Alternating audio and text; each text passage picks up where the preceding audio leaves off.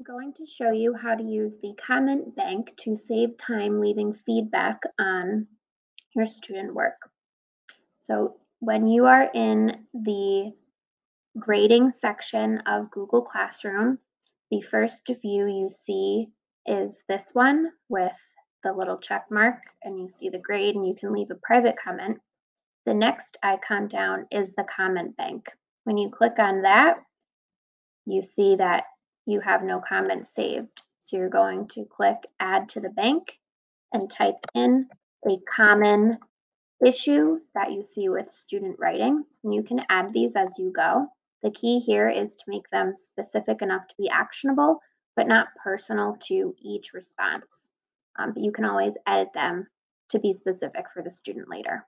So I'm going to add that to the comment bank. And now there's two ways I can use this.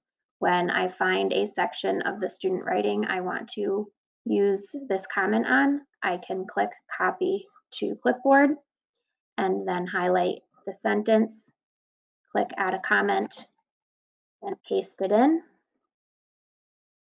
I can also highlight a section of text, start a comment, and now search using the keywords. So if I type in evidence, everything that I have in my comment bank around evidence will pop up and I can choose it and comment.